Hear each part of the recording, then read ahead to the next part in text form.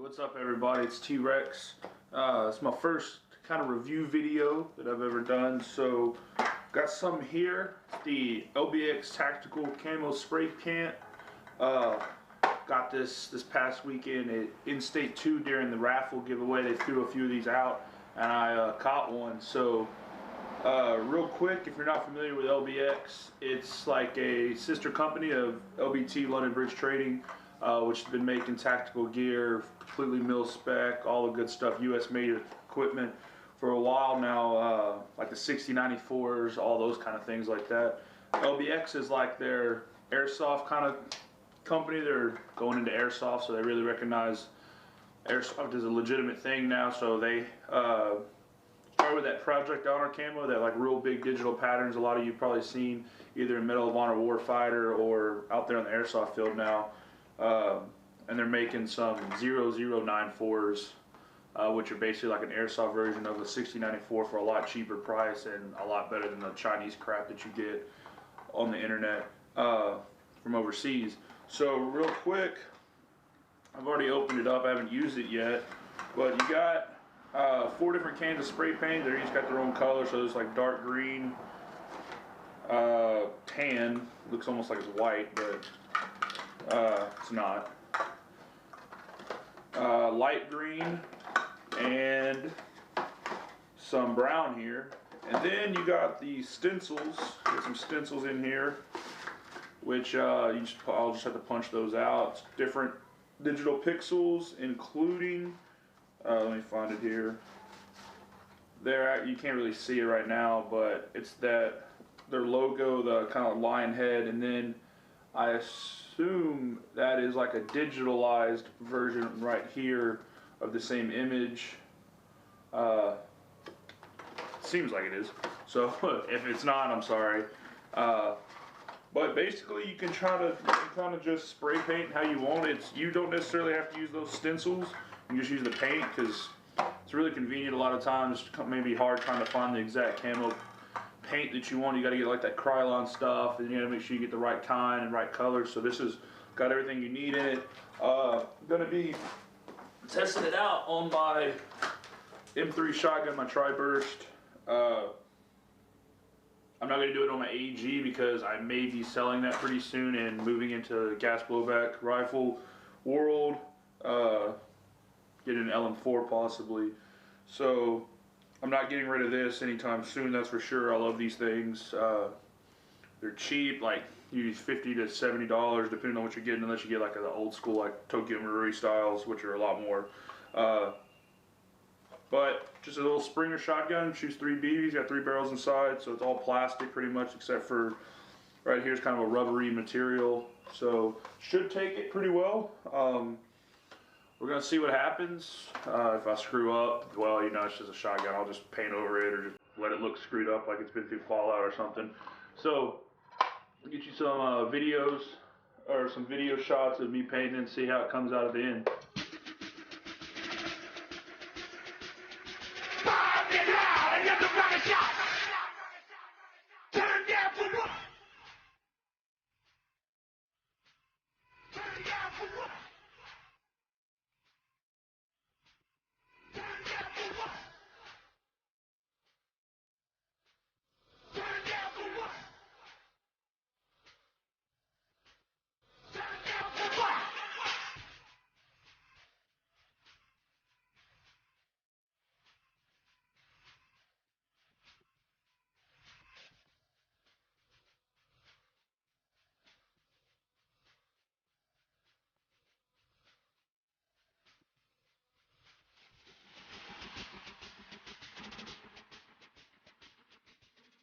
Alright, wrapped up the painting, had to take a break and go do some voting,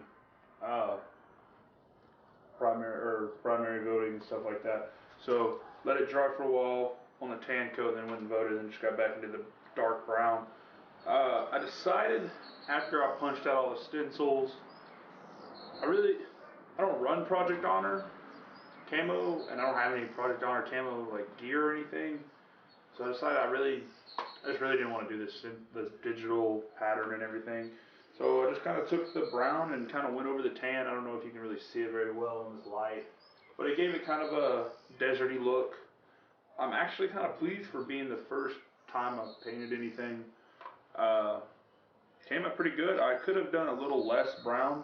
I covered up a lot of the tan, like on the right here, a little bit more. That's where I started, and then realized that I was putting too much. I mean, I could go back and put some tan, but I don't think it'll blend well. The other side, I'm a little bit more pleased with. The barrel, I think, in my opinion, is where I did the best blending. But overall, the only issues, and this isn't with the like kit. This is the gun itself is doing this. Is like the pump has like some plastic up here, but it's kind of a, I don't know, it's kind of a rubbery plastic filling stuff, and then the grip too is like that. So in some places, like back here especially, it's kind of crackled, uh, and then like little spots on here. That's just the paint, I guess, not really grabbing onto the material. I'm sure there's a way you could prep it to where it won't do that, or just paint it a little differently. But I don't care enough to do that, and it already kind of happened. So I may go back and put like some grip tape on here eventually, and then just paint the grip tape, which wouldn't be an issue at all. I'll probably do that eventually. But overall, I'm pretty pleased with the kit. I didn't use the green. I sprayed a little bit of the light green on the cardboard down here.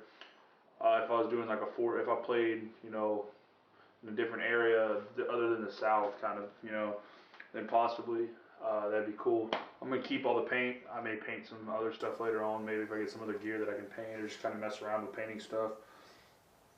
The only thing I see issue-wise, not really an issue, will be just that it's just gonna grind away that paint there. But if anything, it'll give it kind of a worn look. But still works fine. There may be a little, looking down in the barrel, I don't really see anything. I would suggest, if I did this again, I'd put some tape or something down in there just in case you get some paint in the barrel. Granted, it's a shotgun, and whoop-de-doo, there's a little bit of paint in there. Not gonna really be a big issue. But other than that, LBX Project Honor kit, if you definitely run that camo pattern, either the gear or the BDUs, it could be something to look into painting. They do have a tutorial video, kind of a small tutorial video on their website on lbx.com that shows them painting like an M4 and like an MP7 with some pictures and stuff. But definitely, if you're just looking for the right kind of paint to paint a gun, did the job for me. I mean, I just didn't do the stencils and didn't do all the camo pattern because I decided that's not really what I wanted to do. But overall, I give it a 9 out of 10, only because the stencils themselves on the actual pixels, they punched out pretty easy. Some of them were already punched out, but the stencils did fine. There is one stencil that has, one piece has like their logo, the lion, the other one has like a digitalized version. Those weren't as thick, I guess, the paperish, whatever they use. So when trying, or they weren't perforated enough, so trying to push it out actually messed up. I tried to do it on both of them. Kind of messed them up. I decided I really wasn't going to use them anyway, but if that's something you want to do, I would say you get like an X-Acto knife and just trace back where it's already cut, so you can get a better, when you push through it, it'll come out easier and won't destroy your stencil and make it look like crap. So my only complaint was that they may not be an overall production-wide issue. It could have just been like, oh, this just didn't get punched out correctly or something like that. But definitely 9 out of 10, just because it did its job.